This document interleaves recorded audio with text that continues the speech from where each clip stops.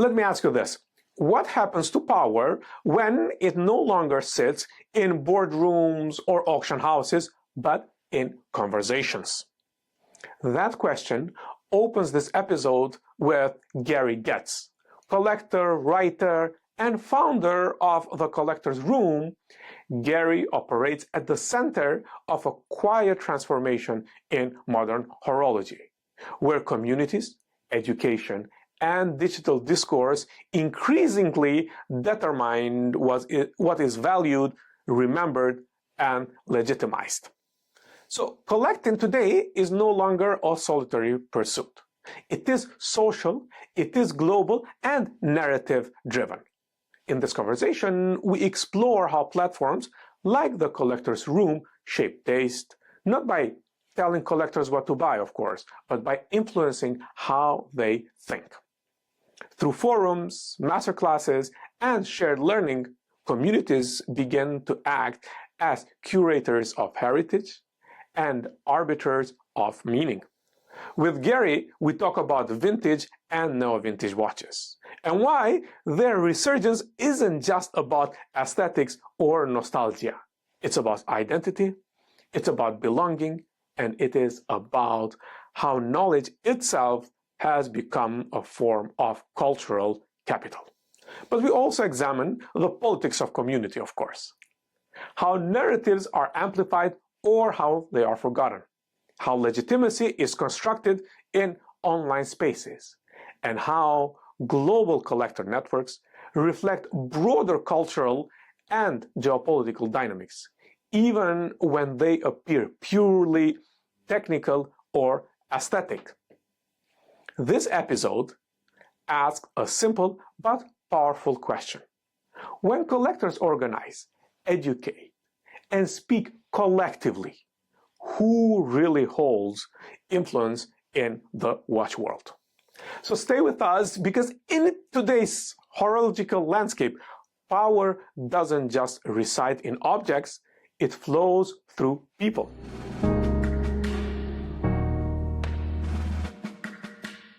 Hello, everyone, and welcome to another episode of Watches and Politics. In the second series, we're interviewing industry insiders with collectors, with movers and shakers, and experts that know about the 10 topics that we covered in series 1 of Watches and Politics. And I'm so happy that today I have with me one of the best people to go for advice, and somebody that I always felt I could reach out and ask for his opinions, who has been very helpful in also the first series and all of this journey. With me is Gary Getz. In Instagram, we know him as Gary G, and he's known for his insights in different articles and magazines. His tremendous photography skills, but at the same time, his tremendous collection that is curated over years. I'm just happy that we have him with us today. Gary, thank you for accepting this, and welcome to Watches and Politics. Thank you very much. It's a pleasure and an honor, and I don't believe half that nice stuff you said about me is actually true, but I'll take it. Thank you. You're always too kind. And Gary, we've been talking for a long time about different pieces, about different trends, and then you established this incredible educational platform, The Collector's Room, where new collectors as well as seasoned collectors can come and share their experiences, but at the same time learn from you. So we are going to cover all of this in this interview. However, I want to start with a very, very simple question, and that is, what is the first encounter of Watches and Politics that come to your mind? Wow. I mean, it's a pretty wild question. It's like the very first, I mean, there are a lot of ways to answer that question. I mean, in terms of, awareness of the interaction of watches and politics, I think, the Eisenhower watch, right? The date just that he wore and sort of famously associated with him, and where, as I got a little older, it's like, gee, why is he wearing this Swiss watch? and is there some meaning to that? But really, using the power of the presidency of the United States to reflect positively on a Swiss watch brand and to kind of share legitimacy, I guess. We go all the way back to Breguet and Napoleon, right? And those kinds of things, the interaction of the watch business and watchmakers with political figures. I think kind of a weird example, maybe, but maybe the first thing that when you ask the question, flashes to mind is the mantra tact.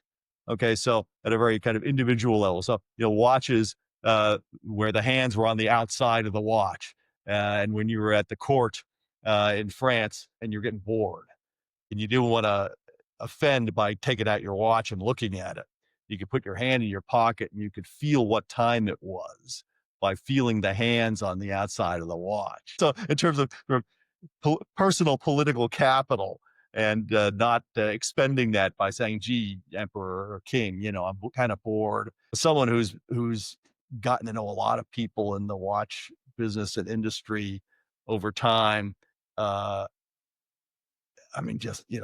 a very political business. I'm not going to be someone who's dishing a lot of dirt here, I don't think, but suppliers, how watchmakers deal with suppliers and the difficulty of, especially small independents, of getting something like a dial made or ordering hands, or who gets favored in terms of how soon your pieces get made, allocations as a customer, who gets watches, who doesn't get watches, how does that work? Who do you have to know? What do you have to buy?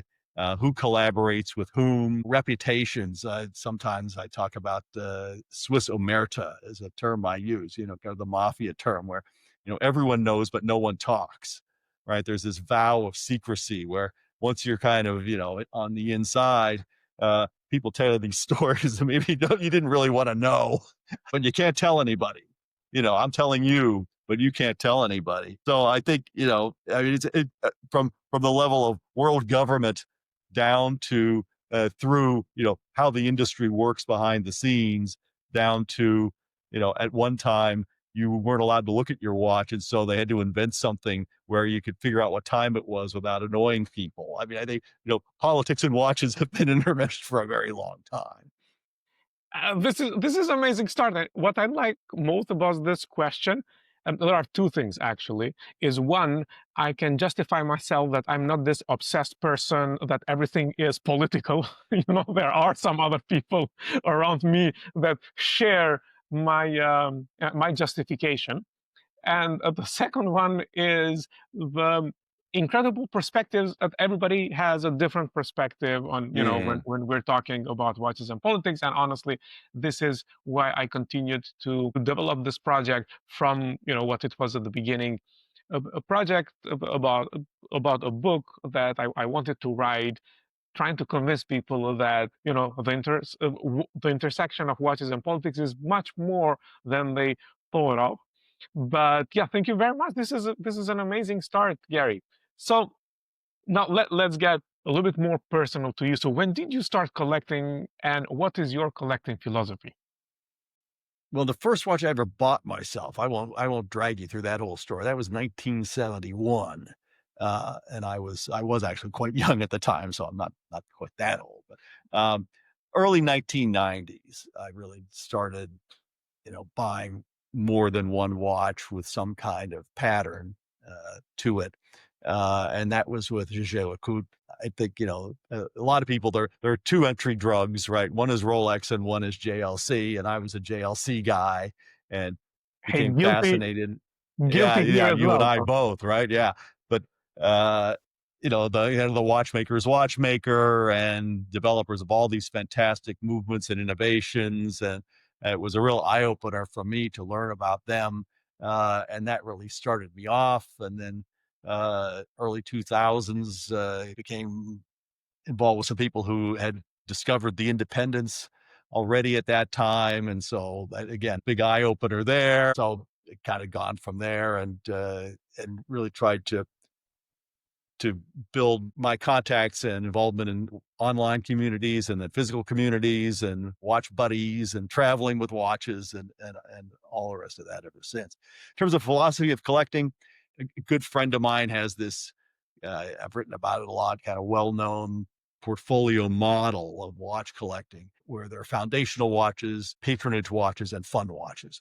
And if you kind of look in your safe or in your watch drawer, his argument was that you should have some watches that are bedrock pieces, well recognized, things that anyone would say, yes, absolutely, that's a piece that should be in a collection, along a Datograph or an Audemars, Royal Oak, or piece that a lot of people own, you own. It's recognized for being an important watch, and that you need some of those. And if you are a true watch collector, that supporting the work of living artists is important, which is where patronage comes in, and a lot of that with the independents. And so, not everyone believes that. I do, certainly, that we want to be supporting, sponsoring. Or in the late 1990s, you had to be insane to become an independent watchmaker. It wasn't like today where you get two young guys and they get out of watchmaking school and they say, "Hey, I'm making a watch and send me money." And the money comes, it's that was completely different. The idea of patronage and really supporting people who are doing beautiful and important work is a part of a collection. And then just fun watches that you like wearing. Maybe they're not to everybody's taste. Maybe you're not going to keep them forever. Uh, and sometimes you do, but just pieces. Yeah, I can afford it, and I'd like it, and it's something that I'm going to wear. I could wear on a daily basis, and so I think having that once in a while, looking at that balance, I think is important. At the level of individual watches, for me, the number one word is coherence. So when I pick up the watch and I look at it, uh, does everything fit and match? Do I understand why? When I look at the front and I turn it over and look at the back, am I, you know, pleased or am I startled? It's like, well, wait a minute, the movement is great, but why, how does it go with that case or that dial?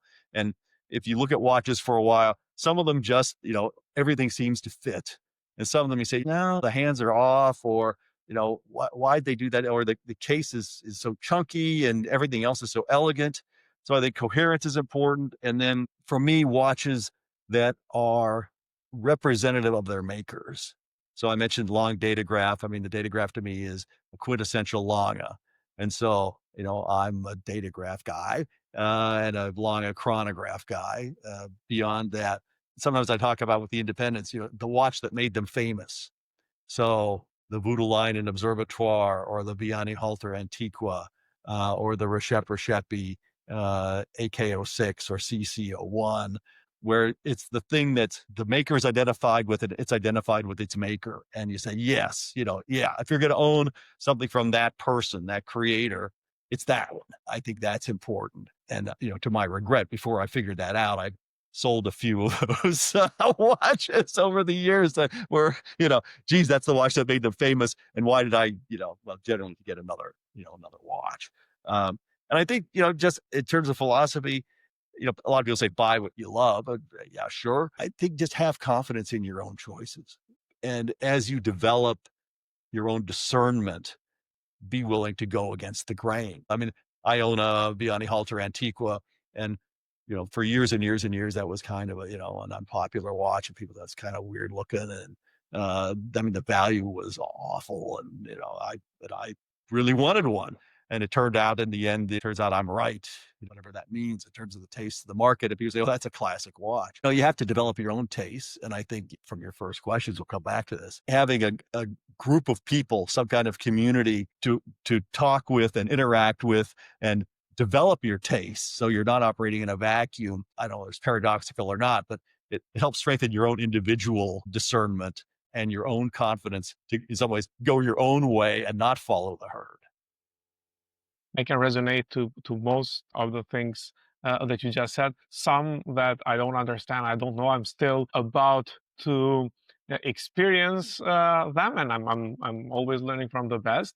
But one thing that really strikes me from a lot of seasoned and then well established collectors is the idea of patronage, and that is, I agree that that is one of the most defining traits of a good collector.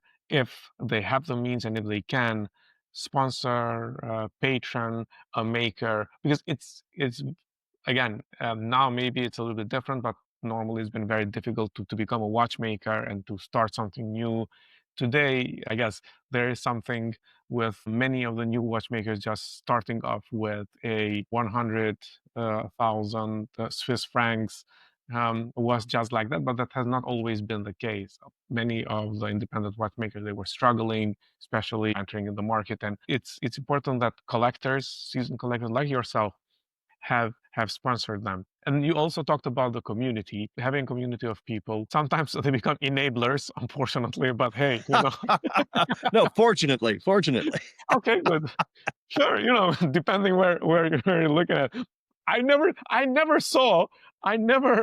um, encountered a watch collector that I asked, "Oh, I like this watch. Should I get it?" That they said, "No, you shouldn't get it." And I'm like, "Yeah, go for it. You like it, go for it." And then, Yeah, yeah, no. I've had a few times I've had the Okay. experience where you say, "Hey, well, what do you think?" And they go, yeah. But yeah, mostly it's only money and you deserve it is what I Oh yeah. usually get. It's only and you deserve it, and obviously you like the watch, and or that looks killer on you from Mhm. across the table. You can't see it, but it looks fantastic. I'm telling you, enablers. But when we talk Yeah. about community, what motivated you to create the collector's room, and how do you see that platform and similar platforms transforming the collector discourse? Because recently the collector's discourse has changed a lot, has been transformed after COVID with Instagram and all.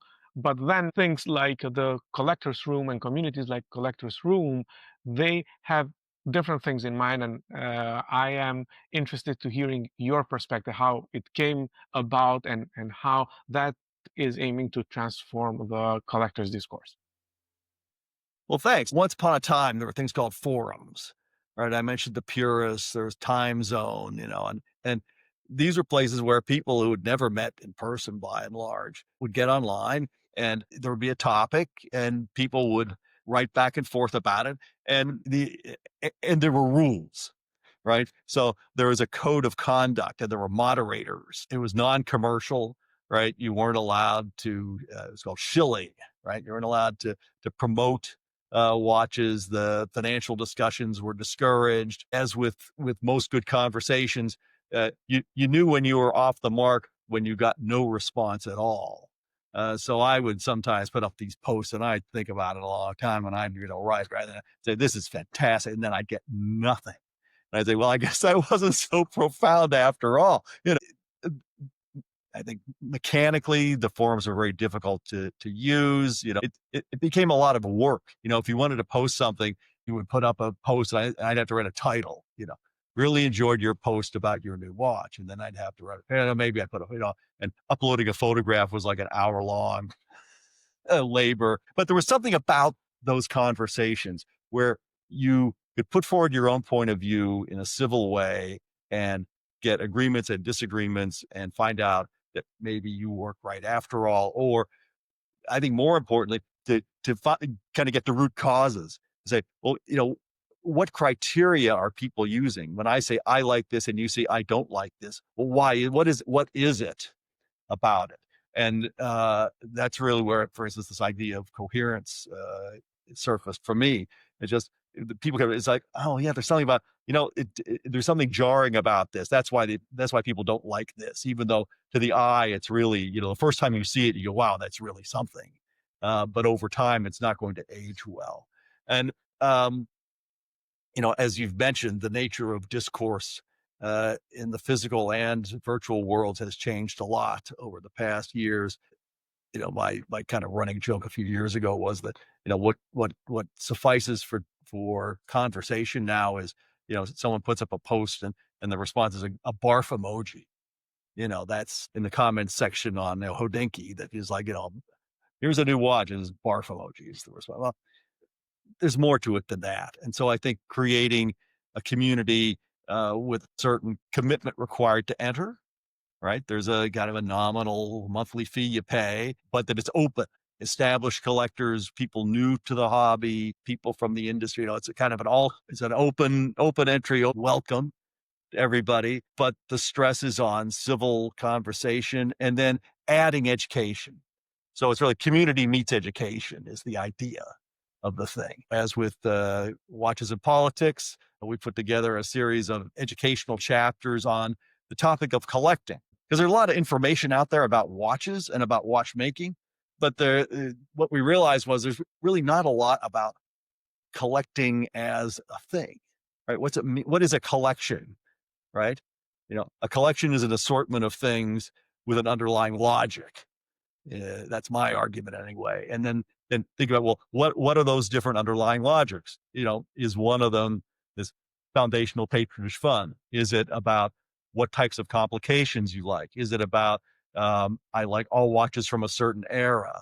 Is that, well, JLC is important to me, and specifically the table clocks and travel clocks they made, I think are really fascinating. And so that's my unifying logic. But just helping people to think through all that, what makes, a pile of stuff different from a collection? And what's the life cycle of collecting? When you start out, what's important? What are the do's and don'ts? How can you go wrong? How can you go right? As you mature and you kind of come up the curve, what's that like? And as you come over the top and now you're, ultimately disposing of a collection, what should you be thinking about as a mature collector? There isn't a lot out there on that. So what we wanted to do was to provide that educational resource and couple that to discussion community and video interactions where we can get everybody on, have sort of guest stars from the industry, some of the watchmakers and company executives. And again, in a private setting that's not going to be posted online, they can speak their minds and talk frankly with a group of interested enthusiasts. So it's that idea of, private, civil, community with education. Yeah, and that is amazing. I'm a true believer of curated education in this time when you can reach to information so easily. You can also be overwhelmed by information and disinformation or misinformation. And there is so much out there, but let's say having a curated educational resource and also like-minded people who want to share their passion, who have a logic behind things, that's very important. So how do you think these communities influence which watches gain prestige or legitimacy then? It's yeah, that's another boy. You really got the questions going, Eddie. These are fantastic. I think something I've long said: influence. Who influences collectors? Collectors influence collectors, right? Definitely. And I have great respect for people who are watch writers and many of the watch journalists who do in-depth reporting and are technically very knowledgeable. Something about having to take out your wallet and either buy something or not buy something that gives you an additional perspective on watches. And that's, again, it's not a criticism of people who are enthusiasts but don't have the means or don't wish to collect watches, but it gives you, there's a certain litmus test in there that either I'm going to buy it, you can like everything, but you can't buy everything. And I think being thoughtful and having a group of people who are thoughtful about, well, hey, I'm accumulating these objects of value that are also both technically and artistically meaningful, and having not a consensus, but a center of gravity that emerges among a group of people who are having in-depth discussions about the merits and demerits of different choices that involve both personal expression and financial commitment. That lends a certain weight to those discussions. And then those people go out into the world and talk with other people and say, well, what do you think of the new, the Grubel forcing nano Fluidrion chronograph? You say, hey, we talked about that, and I originally thought this, but then someone else said that. And then, and I was talking with so-and-so, I was like, oh yeah, I've heard of him.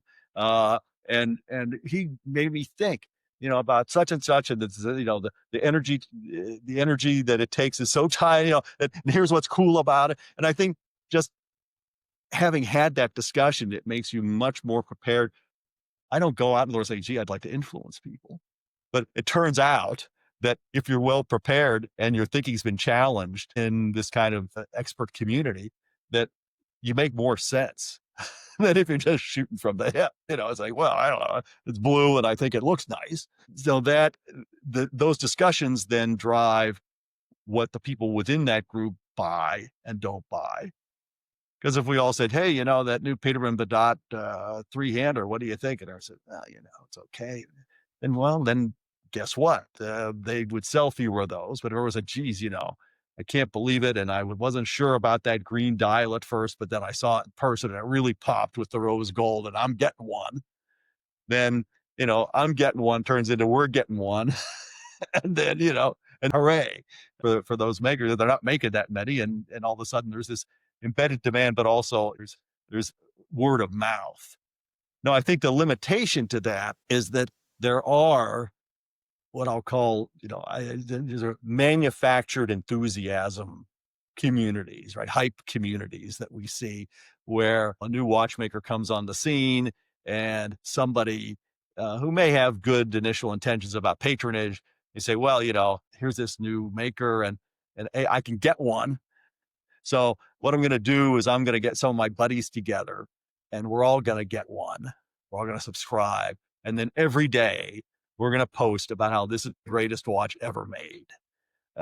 And I think, what you see online now, there are, a lot of new brands where, I don't know. I mean, if you've been at it for a while, you got to see the mechanism of hype behind these things. And so there's no guarantee that just because a group of people talked privately about something and had a good conversation and liked it, that you should buy it. But on the other hand, I think that these communities and the testing of thinking, but also then the broader reach of those people within the community outside of that discussion group has it. Definitely, that's what I also think. And but I think, as you said, when you are in it enough, you can see, you can smell that hype, and you can smell the genuinity. So basically, it gets into a little bit of filtration inside the communities as well, and then you don't have the second chance for a first impression. So as a collector, when you voice something and then you stand by it, you are genuine, well, that's a reputation. And when you are playing to the hype, that's another type of reputation. But what I'm curious is to ask you, how does narrative curation, for example, in forums, master classes, visuals, how does that impact what is valued or forgotten in collecting culture? Yeah, it does kind of relate to what I was just talking about with sort of this hype and the ability of relatively small groups of people to latch on to a specific maker or reference or a watch model and say, hey, this is the one, and uh, I think it plays a role. I mean, I saw this article the other day, maybe it's yesterday, about the vintage AP bamboo watch and how now everyone is wearing the bamboo watch. And it's like, I never heard of the bamboo watch, but okay. But that's content curation, right? Where you say, hey, I think I found this thing. And so here's what's kind of hot and sexy. And therefore you should have one too. I think there's a lot of that kind of, it's trend spotting, but it's also, to me, I'm an old guy, right? There's noise to some extent. Where there's where basically the topic of the day takes on this extraordinary importance. And maybe by next month, it'll be something. I know by next month, it'll be something else. And I'm not sure that's a result of content curation. It's a fascinating question, but you think there's certain brands or certain makers. I mean, Andreas Strahler, the independent, who's making these phenomenal watches. I mean, and has been and is the genius movement designer behind half the brands you've heard of, right? He is the movement doctor. His watches are so fantastic, and yet, he's never gotten the traction with his own watches that some of these guys who are like a year out of watchmaking school are getting immediately. And you say, why? Why is that? Why is it that some people become like instantly popular and some people do objectively brilliant and beautiful work? And I think, maybe to some extent it is I really don't know. Is it that he doesn't get the exposure that he deserves? I don't know, because you see his stuff. It's a mystery to me. Years and years ago, I bought my first Parmigiani Fleurier watch. So King Charles and I are like that, and uh, that's your Parmesan Ferrer is you and King Charles's King Charles, we're the design. customers. We're the two guys. Yeah. No. So, but that's the thing. Again, especially now with Guido Toreni, as the CEO, they're doing phenomenal work. Yep, And I they think really are. it's just, I mean, it's kind of getting slowly the attention it deserves. But I think in some ways for the big outlets, media outlets, it's easier to write about things that people already like in some ways. Yep. Here's the new reference, new, slightly different model of this thing that you already knew you liked. They're going to get a lot more clicks Yep. than they are if they say, hey, look, there's this wacky dial that they're making at Parmigiani, and it's, this goo that they make, and they put it on, and it's this matte surface that looks like a sand dune, but it really captures your eye, and the colors are unusual. And, again, that's where something like, Collector's Room, where we're focusing on education as well as dialogue, where you can introduce that as a topic and say, hey, who's underappreciated? Or, hey, let's talk about Parmigiani today. And have you seen this? What do you think of that? Is that minimalistic approach to a perpetual calendar, is that cool, or is it just kind of vague? And getting the momentum of conversation going. But I think, yeah, there's a lot of filtering that goes on in the media where if you're click driven, viewership driven, financially driven, that certain things are going to get attention and certain things are not going to get attention. Well, it all mixes up, and there is no one answer to all these mysteries, because watches mechanically, to me, are very mysterious. Uh, can't understand most of the complications how they work. But then, what gets hyped, what gets in the market, what gets collected, that is also a mysterious most of the time. But if we see collectors and collecting as political actors, to what degree do you see collecting today functioning as a form of soft power, identity, signaling, or social legitimacy? So, for example, you and King Charles, we can start from there, maybe. Oh yeah, there we go. Well, I think there's this whole phenomenon, right, of watch spotters, and I have friends who are very active. You do too. Say, hey, look who wore what at the Met Gala, or here's the former Shah of Iran, and here's what he was wearing in 1973, and of course, I always like it when, here's Clark Gable wearing a Patek 1526 because I own one of those. So, that kind of stuff. I love that. But when it's, vintage photos of people wearing watches that I happen to own, I particularly like that. And I think that's become a big thing, is really interesting to me. The kind of soft power that comes from having highly visible people wearing your watches, or historically people who favored a certain brand over another. Yeah, that's a source of soft power. I think, within the community, having known people who endorse or wear a certain watch. So if I show up wearing a Parmigiani, or I show up wearing a Peterman Badat, or whatever it is, and people say, "Oh, I saw Gary had one of those, and he's kind of an OG, and has been at this a while. Maybe I should learn something about it." Sure, I think that definitely has influence, but I think it's important to remember that that community of watch enthusiasts is still a very small group, right? That most people who buy watches, and they'll buy one mechanical watch in their lifetime.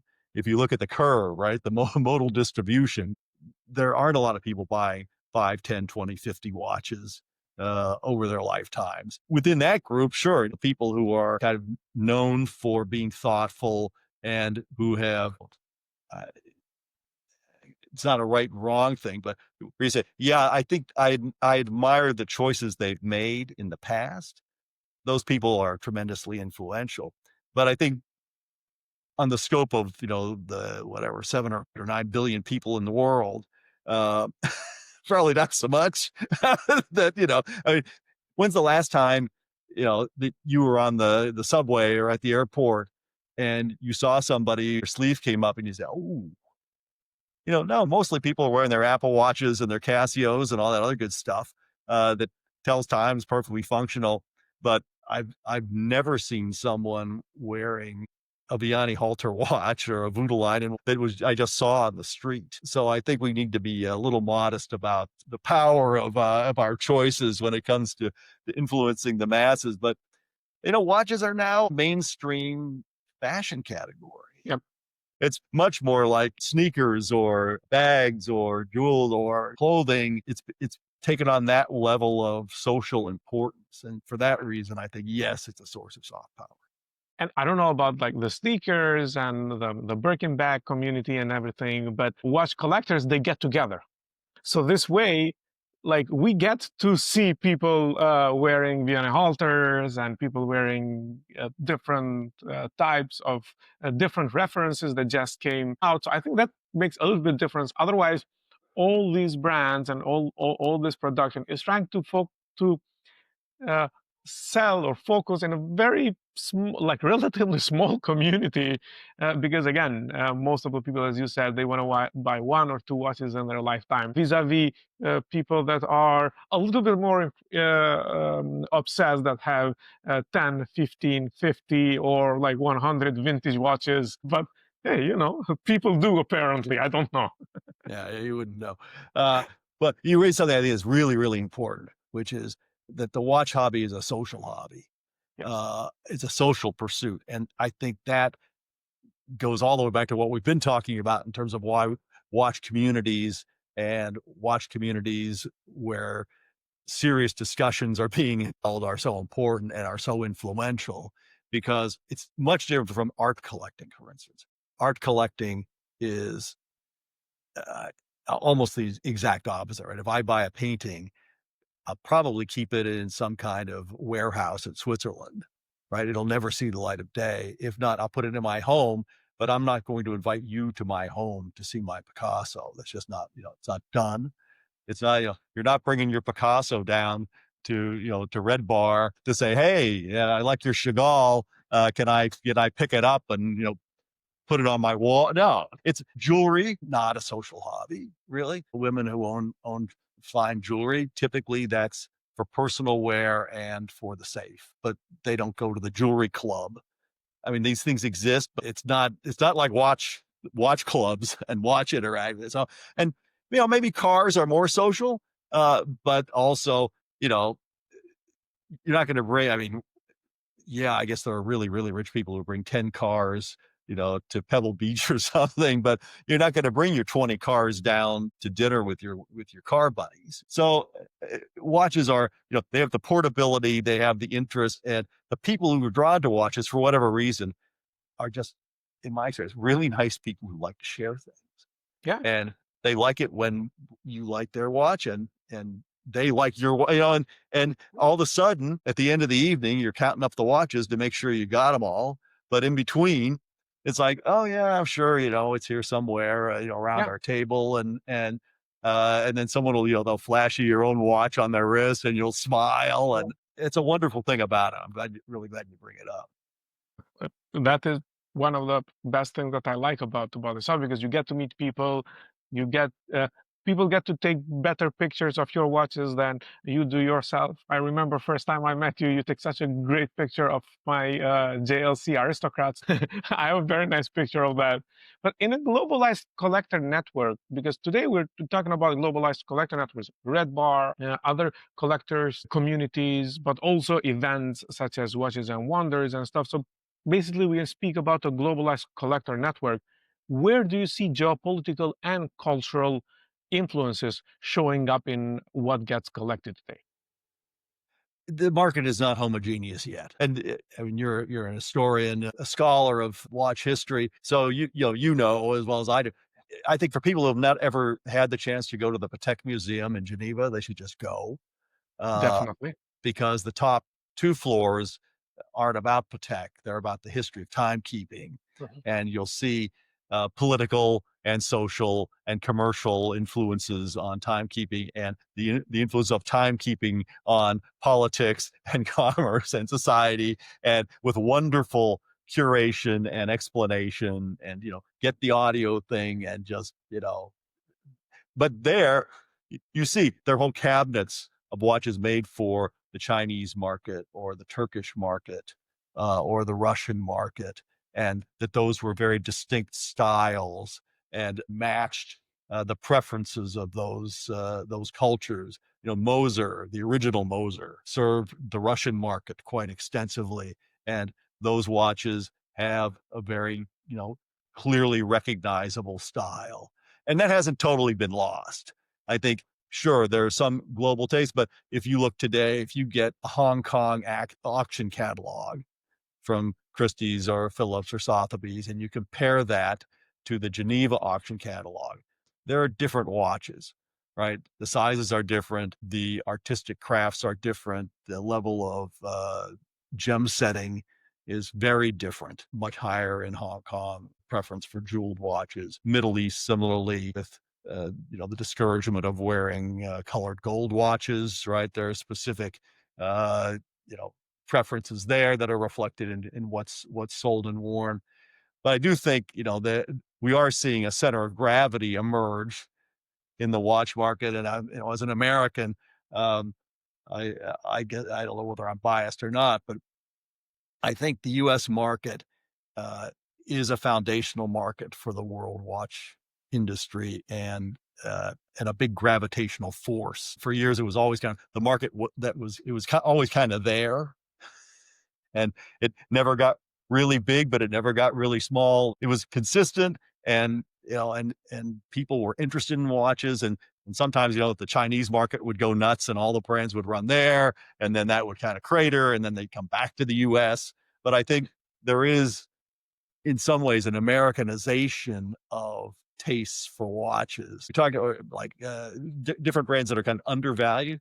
Well, there are a lot of those, smaller brands that do have big regional markets. A brand like Beauvais, where you go some places in the world, you wouldn't see them at all, but you go other places and they're very popular. So I think that we shouldn't give up on localization and regionalization and you know cultural influences on watches and what's made and what's bought.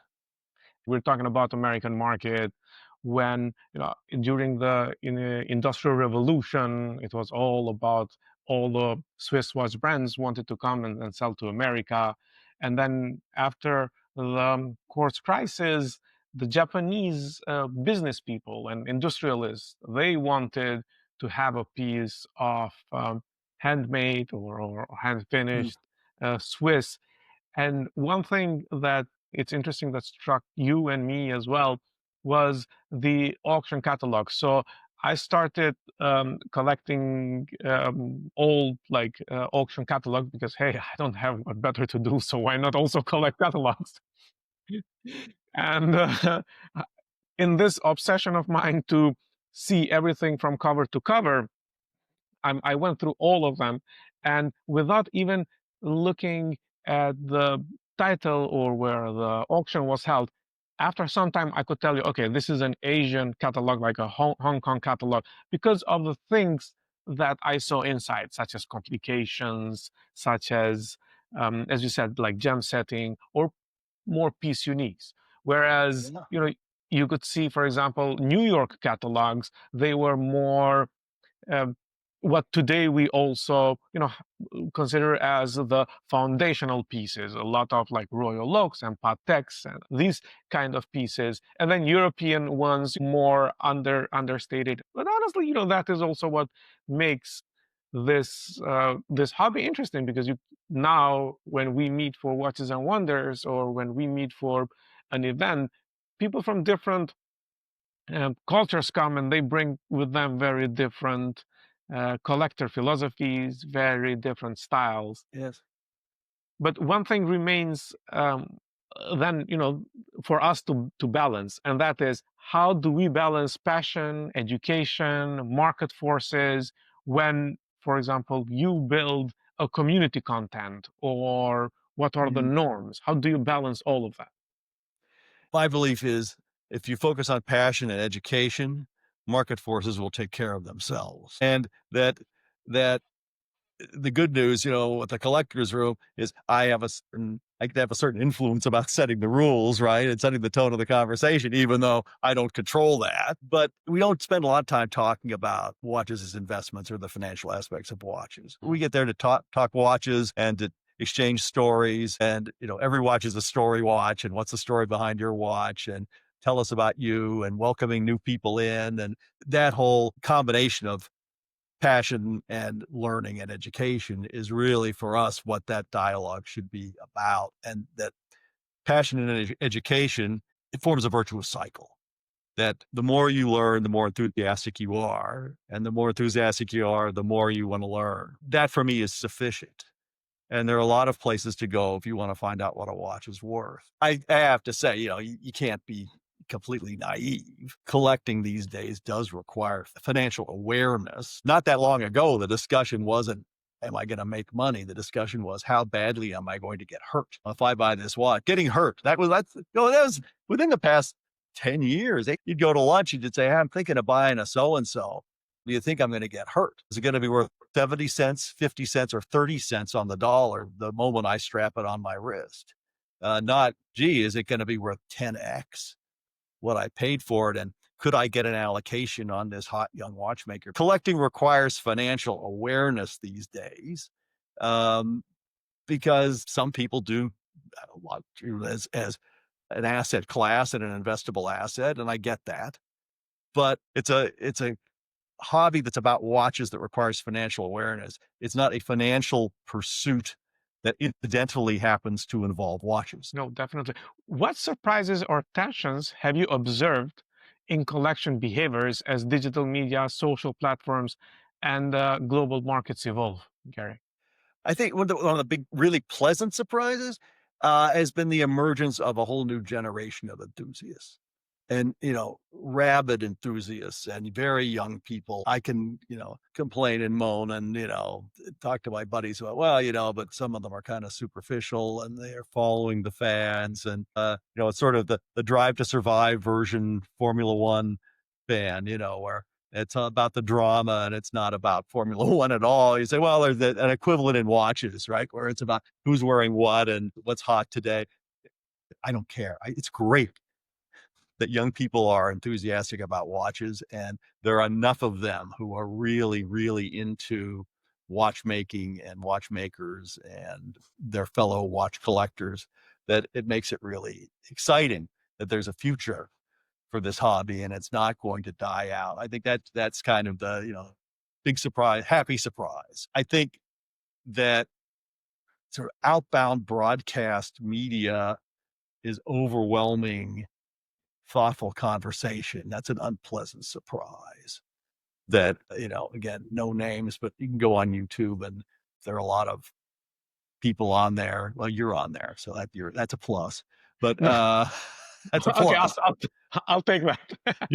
Not you, but, people who just kind of get on a rant. I wanted to be prepared for a discussion I was going to have. And I thought, well, I really should go watch some of this stuff. And, sort of the well-known commentators on the passing scene. Why is that? Tudor sucks, and anyone who buy a Tudor is a moron. And it's like, what? Who? Why? And they got like 1 million followers.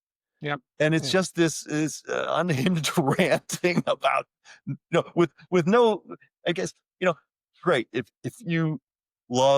Tudor's the greatest brand in the world to you or the worst brand, fine. Tell me why. Help me understand. What is it about it? Let's have a conversation about it. So that's unfortunate. I think fear of missing out as a core driver of the watch market, where, so-and-so is a new independent on the scene. If I don't get in now, I may never get in. And so I better order one. Eventually the froth is going to come out of that. And that there are going to be a lot of unhappy people, and they're going to find out that life is a lot harder than that. Or they'll have a first success and then it's like, well, what do I do next? And there's like nothing. Or it turns out they can't make the watch, which has happened in the past. You have these ambitious watches and it can't be made to work. I think that's this whole sense of there's some real scarcity and there's some manufactured scarcity. And I think there's some self-imposed fear of missing out, where there gets to be this desperation Yep. about watch collecting. Philippe Dufour is obviously a legendary watchmaker and an inspiration to the watch industry and to collectors, but he also is a very wise guy. And we had the chance to sit with him once in a while or have a meal. And he always imparts some fantastic wisdom. And we were getting to the end of the meal and he hadn't done it yet. And so I'm kind of a cheeky guy. I said, so, Mr. Dufour, always we have these meals with you and you say something really shocking that's like a nugget of wisdom. And do you have one for us tonight? I still turn red when I think of asking that question. And he sat there for a few seconds, not long at all. And he said, take your time. There are a lot of watches out there, and there are a lot of watchmakers, and there will always be another watch. And so Oh, wow. be thoughtful and understand your tastes and preferences and enthusiasms, and don't worry.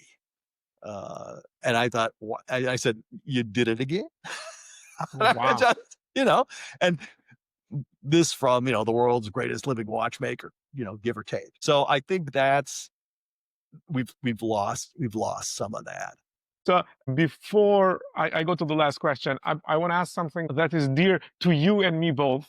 I want to ask you about where do you see the vintage and the neo-vintage market heading over the next decade, and how might these community platforms influence that trajectory? And I know that you love vintage watches and neo-vintage ones, and so do I. Okay. So I do happen to be wearing a vintage piece today. Or maybe The you can't see Vacheron. that. Yeah, the Vacheron triple calendar from 1953, lovingly restored by Vacheron's restoration department. And And I really, have the neo vintage one of the same watch. I don't have it with me today. I'm wearing the new. very nice. I know you're surprised that I'm wearing a Reverso, but this is That's fabulous. this is this year's Yeah, World lovely, Diamond. lovely, really lovely. So here we are, vintage and neo vintage, right? And again, it's one of those things that someone says it just sticks with you. I saw Guido Torreni, who's the head of Parmigiani, at a panel discussion a number of years ago, and this was when, the needle had gone way over to one end, and young collectors were really, really, really like vintage only, a lot of them. And the question was why? And he said, in the 1950s, people believed that the future was going to be better than the past. And so from a design perspective, what you saw was futuristic, streamlined, Lockheed Constellation, streamliner trains, and it was all about the future. And he said, these days, a lot of people and young people believe the future will be worse than the past. And so they're looking to the past. And in some ways, they're overly romanticizing a past that never actually existed. And they're trying to find meaning in returning to vintage and vintage looks. Wow, that's really interesting. And so I think to the extent that we get to a time when people start thinking the future is bright, then I think we may tilt to where vintage overall becomes less popular. That said, I think to the extent that knowledge continues to be spread, and obviously it's so available now, and people learn about what's out there, that beautiful things from the past will always be valued. I think that one of my, I go to the analogy of vintage cars a lot, or the car market versus the watch market. The top examples of the most important references will always have value and will always be treasured. But that's a small subset of all old things. So even if you look at vintage Ferrari market, yes, the line goes up with cycles, but over time there's a steady upward trajectory. But if you split that into the 250 GTO versus that kind of 330 GT plus 2+2, which is kind of they made it green and brown. and it was a 4-seater with kind of a pointy nose, you know, that's never going to be a really valuable car. I'm sorry. Even though it's a vintage Ferrari, not all vintage Ferraris are created equal, and not all of them are going to be $30 million cars, right? Like very, very few of them are. But I think there'll always be a place for it, and I think there will always be people whose collection logic is to some extent like yours, right? Where you found some very specific things that you really think are cool, whether it's that or, I mean, I would, if I had the money, I would buy 20 Cartier mystery clocks from the 1920s and 1930s. I think they're the most interesting objects in the world. And that clock that Philip sold, the bowl with a fish in it, I I just I couldn't believe that thing. That was a revelation. I had no idea it existed before I saw it at the auction preview. I thought that is just the most fantastic thing ever. So that is one of the things that, first of all, I like to be more subtle, more like under the radar. However, I think now this is where what is in politics also merge, and what an incredible piece of wisdom that people in 50s, they were thinking about the future being bright, and everything was futuristic. And now a lot of people don't think the future will be bright. A lot of people think, romanticize, have that nostalgia for the past and collect vintages. That is something I haven't thought, and that makes so much sense. But again, for the people to think that the future is bright, that is on the shoulders of politicians as well. Oh, To 100%. Yeah. give hope and show people that the future is bright. So maybe if there are politicians that wanted to learn more about watches and politics, they get this message, so they make the future bright for people. Yeah, I think I'll be happy if because there will always be room for vintage and neo vintage things like the Vacheron 1921 American, Of course. Beautiful one, or the triple calendar that you own, and for things like Urwerk and Yeah. Biani Halter and MB&F. It's a question of what's the balance, and I'll be happy if we see kind of this return to futuristic design as a mainstream or the mainstream phenomenon. That'll be a positive, maybe trailing indicator that people are more optimistic about the future. And so I'd be happy to see that. I definitely agree with you with that. So, Gary, if watches are political artifacts as much as machines, mechanical artifacts, then what story does the emergence of collector communities like the Collector's Room tell us about power, legitimacy, and culture? Wow. Well, I think what it tells us is that there's still a place for thoughtful dialogue and expert opinion.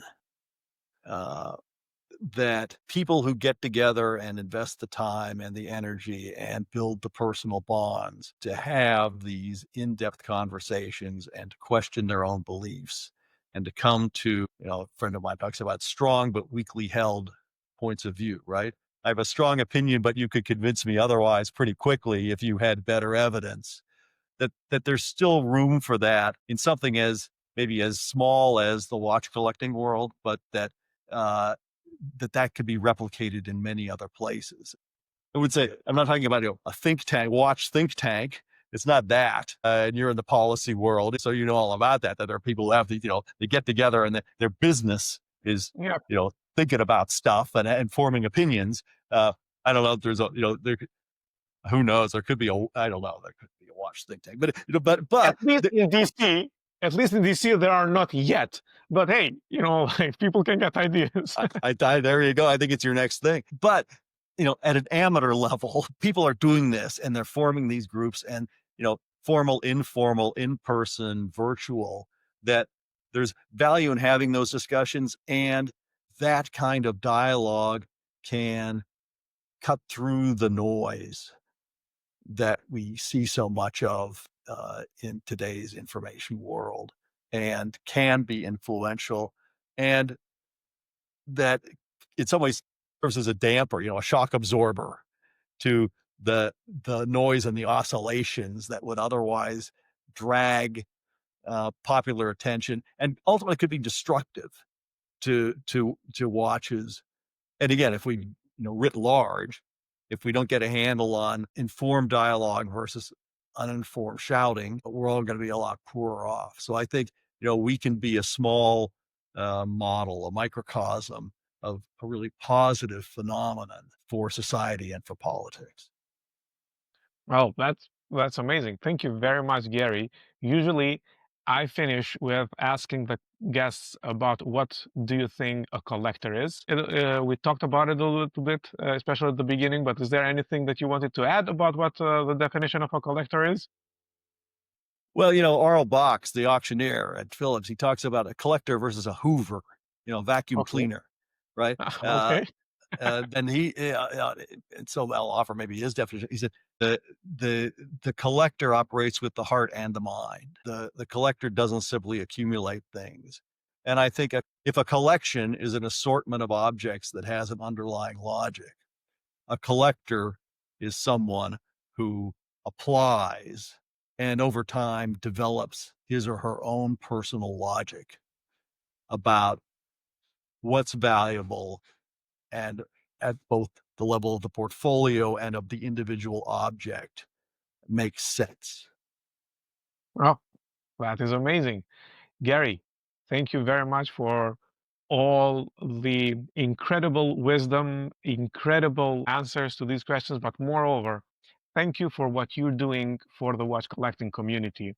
I've I've happily been part of the collectors room since the beginning and learned a lot through there. You're doing great in educating older generation, like age-wise, who are also new to collecting, but also the new generation of collectors. Thank you very much for everything that you're doing, and thank you for this interview. I really enjoyed it. Appreciate it. Thanks very much. Thanks for having me.